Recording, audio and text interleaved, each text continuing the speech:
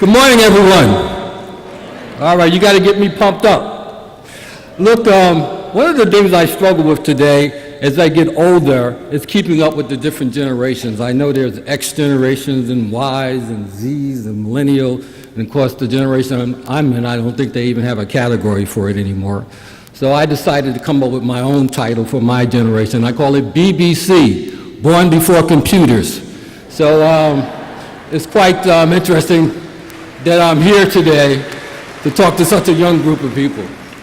You know, during my tenure with the National Transportation Safety Board, which I will refer to as the NTSB, I was frequently questioned something over and over again. They said, well, you know, the NTSB, given that it is charged with investigating transportation accidents of all modes of transportation, that is aviation, highway, railroad, marine, and pipeline, they say, surely you must know what is the safest way to travel.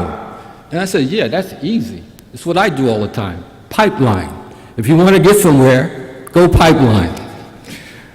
So I find it quite fitting today that I have the distinct honor and privilege to address this distinguished assembly of graduates, primed to be our future leaders and experts in the aviation community that are now emerging from the pipeline of Embry-Riddle Aeronautical University as a graduating class of spring 2019. So please join me again in a big cheer and a round of applause for a job well done for the graduation class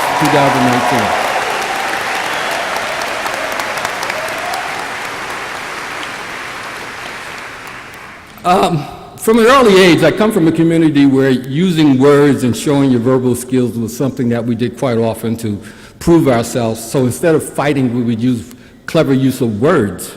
And so that meant rhymes and riddles and double speaks, euphemistic language, because it was a colorful way to handle disputes without fisticuffs or others. But you had to have a nickname. So I decided that I'm going to be the neighborhood guy. That was going to be my nickname, and because it was innocent, it was wholesome, so that's what I went by. So when it came time for me to come to Embry-Riddle, my friends in the neighborhood says, Dennis, you're going to have to lose that nickname. I says, why? This sounds pretty good. Well, it's okay here in this town, in this community, and we do pretty well here, but you have to understand that in some neighborhoods, the hoods outnumber the neighbors.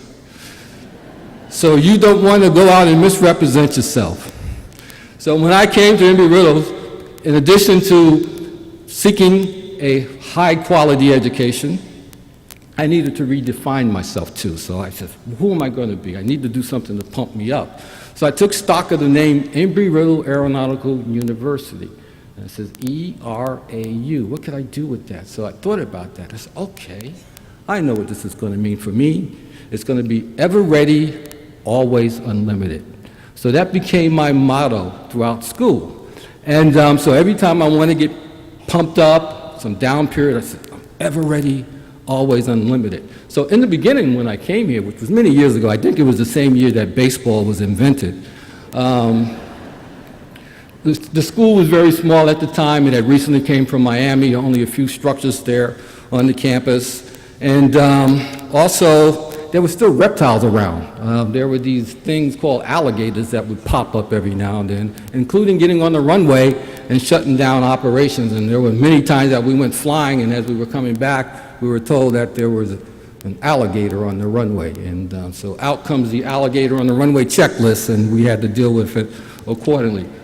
But I was also faced with the issue of not having proper funds, because when I came to school, I only had enough money for one semester. And it was so expensive back there. It was $650 a semester.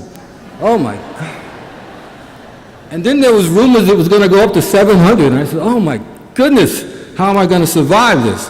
So that included getting a lot of jobs, and a lot of small town jobs, odd jobs. I worked at the Daytona Beach Speedway selling beer. I worked at Volusia Mall.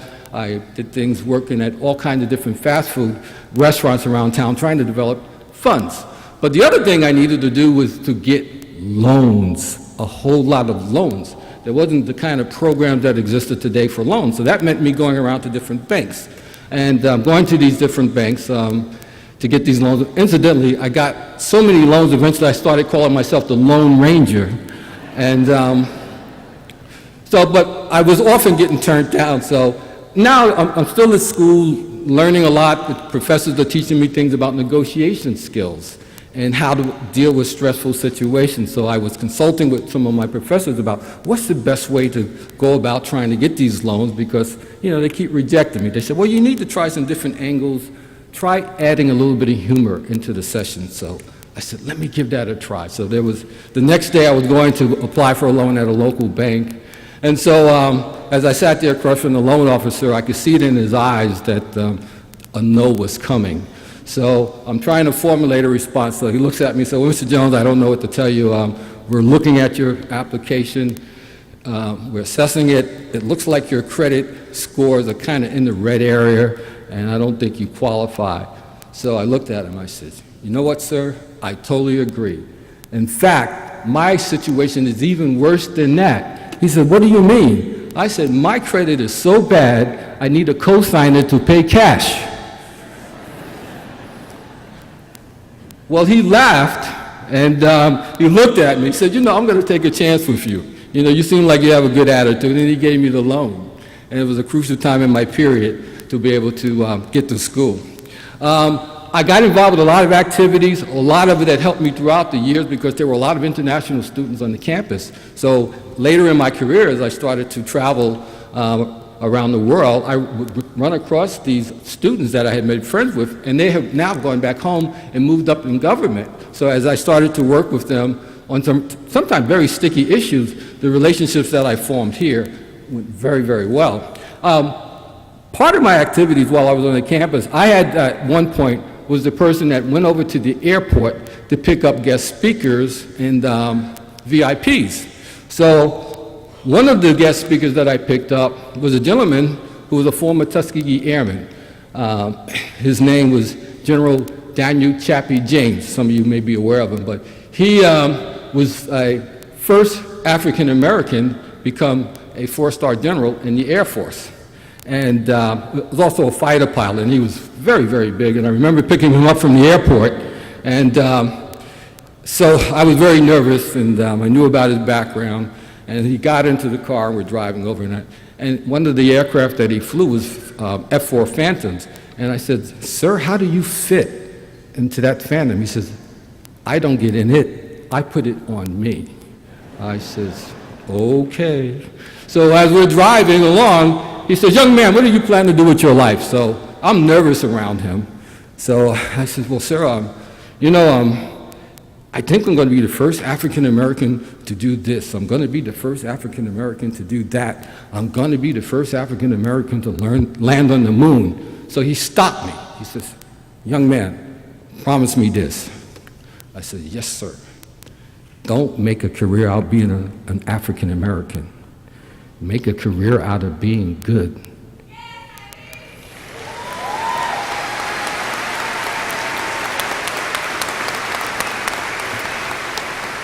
He said, you're going to a great institution, learn the skills. That other stuff will take care of itself. And it did. And so I looked at him, I said, well, sir, so you said it's not about the demographics, it's more so about the demonstration of my abilities? He says, you're right. And that's how you should proceed. And it worked that way because I did become a pioneer in a lot of different things, one of which was being a student intern going to the NTSB. I was the first intern that they had ever hired that became an investigator. They had tried before, but I was the very first one. And I was a summer intern. And later, as I moved in the chain of command of the agency, I began to host other student interns, summer interns. So they would all gather in my office, as they did just recently, wanted to know some tips on how to survive as a summer intern. I said, it's easy. Just do what the name says, summer intern. You do some of this, you do some of that, you do some of everything. So I was able to get into the agency, and I do want to back up a little bit. A lot of the odd jobs that I did here in town, some people like to use the term menial. I never see things as menial. They are meaningful because as someone told me years ago, the dignity is not in the job, you bring the dignity to the job?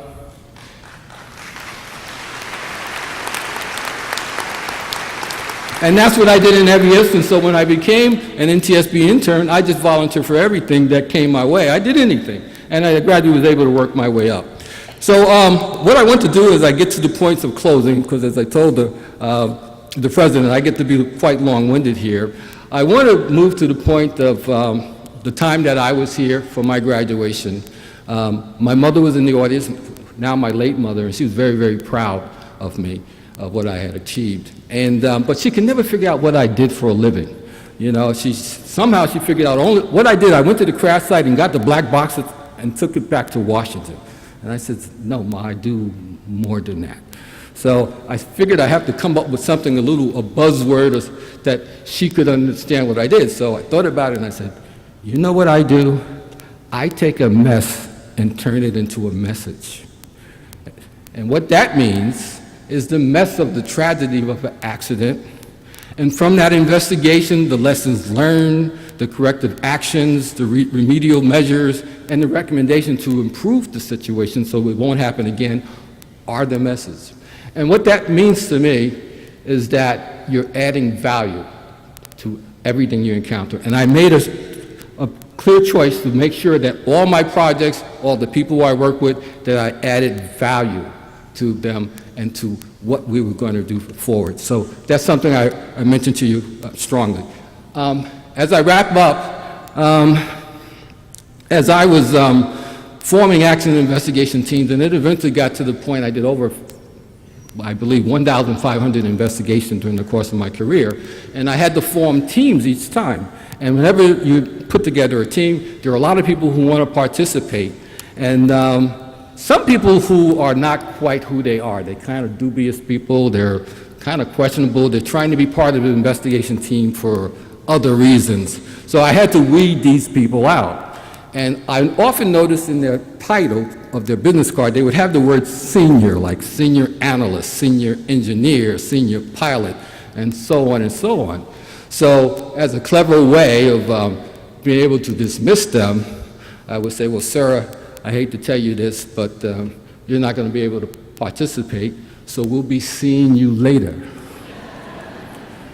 So having said that, I want to look at the class today, and I want to declare to the workforce, to the aviation community, and the public at large that the class of 2019 is ever ready, always unlimited, and they will be seeing you. Thank you very much.